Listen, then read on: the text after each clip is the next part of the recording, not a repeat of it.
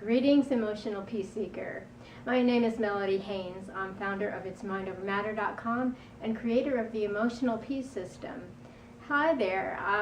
You had signed up a couple days ago. You might remember those names because you signed up for the live event where I'm going to show you my introduction to the Emotional Peace System, and whereby you're going to have everything you need to be happier, healthier, more productive, more energetic, because you will be connected to spirit, to source. You will know what to do in your mind to be happier all of the time, regardless of situations in your life. And I'm so excited to show you this because I've taken years, a decade really, to culminate this into 1 hour and condense it down so you can get the basics and really be able to go off from there and be happy and do what you need to do. So I'm really excited to see you on the webinar. And until then, I did think about sharing a few thoughts so that you could be in the right mindset. And the first one I do tend to be eclectic, and I'm a teacher who takes things from here and there, different religions, different cultures, and whatever works for me and whatever doesn't, I either include it or don't include it. And so what works for me will work for you. And the first thing that worked for me a long time ago when I first learned this was this wonderful story where the Native American grandfather says to his grandchild, "There is a battle waging in my mind. There are two wolves just lunging at each other and wrestling and just fighting to the death. It's a terrible war in my mind. And one of these wolves is so kind and so gentle, so loving and compassionate. And the other wolf is mean, resentful, angry, and just violent." And the grandchild says to the grandfather, "Well, grandfather, which one of the wolves will win the war in your mind?"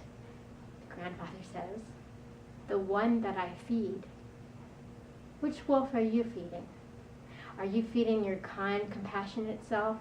Are you feeling gentle towards yourself and not frantic, crazy, eventually violent inside to yourself where you're just beating yourself up? What are you doing in your mind? Are you feeding the good wolf? Are you feeding the bad wolf?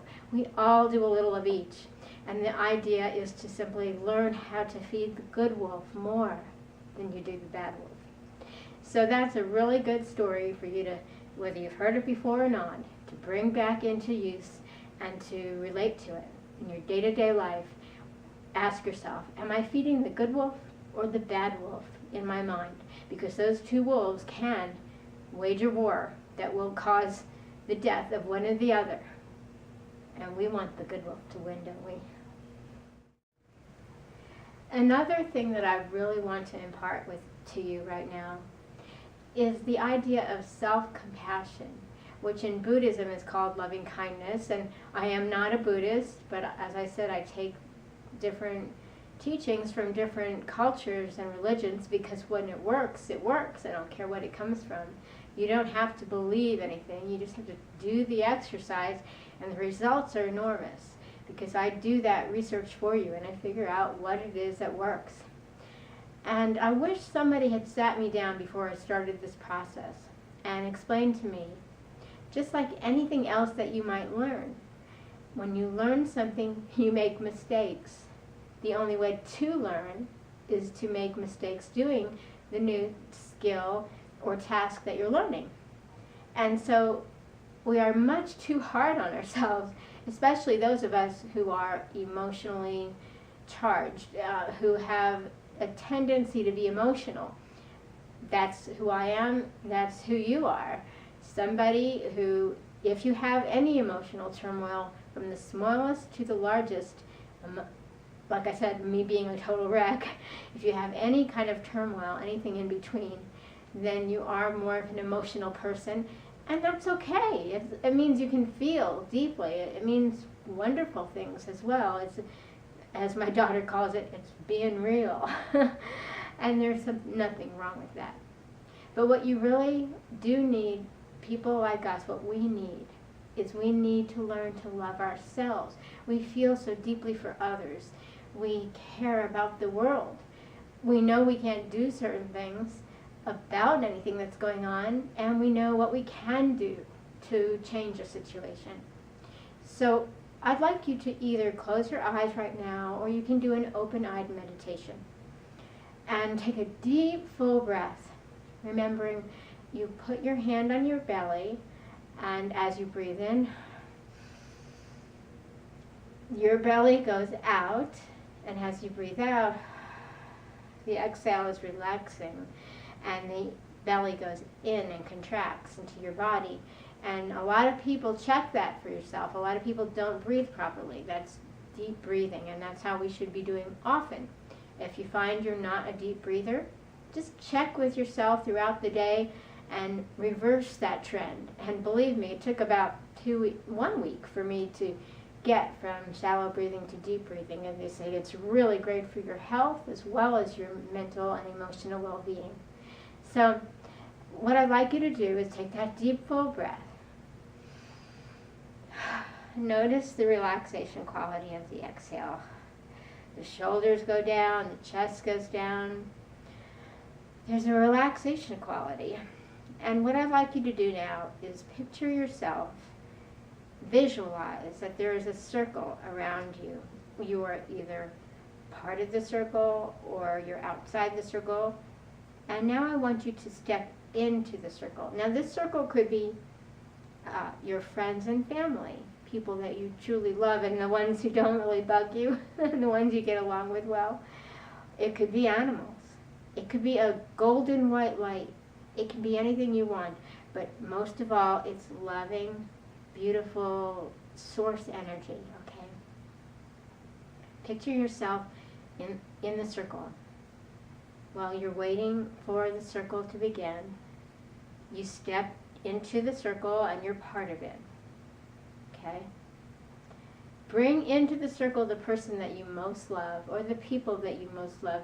Your family, your sister, your brother, your husband and wife, your children. Anyone who you adore from the bottom of your soul. Anyone who you feel like you might give your life for. Those special people. Put them in the circle.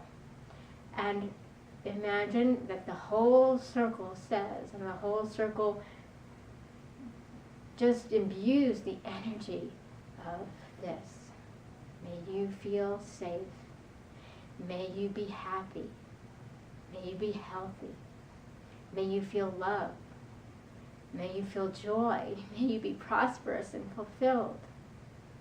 And then, after you've done that for a couple of minutes, I'd like you to take those people out of the circle and keep that solid energy, whatever it is, that warm, loving beam of light, going into the circle of energy, and bring into the circle someone who is not really a friend and not really anyone that you know, but you see them every day, or you see them regularly at the grocery store, or the dry cleaner, at the bank. Bring one or more of these people into the circle and do your best to say with as much passion and energy and flow as you did to the special people in your life. May you be happy. May you be healthy. May you feel loved and joy and prosper. Whatever words work for you that come to mind, you don't have to memorize these words, just any words of well-wishing, good wishes towards the person in the circle. Now take those people out of the circle, and a challenging one is to bring in the people to the circle that are either someone you really don't like, people who are someone you might love and not like, someone who rubs you the wrong way for some reason and you can't quite figure it out, or you can, you know exactly why. Those people, bring them into the circle of energy and love and light, bright golden light. Just beam that energy at them. Try to do it just as strongly as you did with the special loved people in your life, and even with the acquaintances in your life. Try your hardest. And when I say try, I don't mean to push too hard. Do the best you can to love these people and say, may you be happy. To really mean, may you be healthy. May you be loved. May you feel joy and be fulfilled. any words that work for you. Well wish to these people. Give them your magic, your energy, your joy.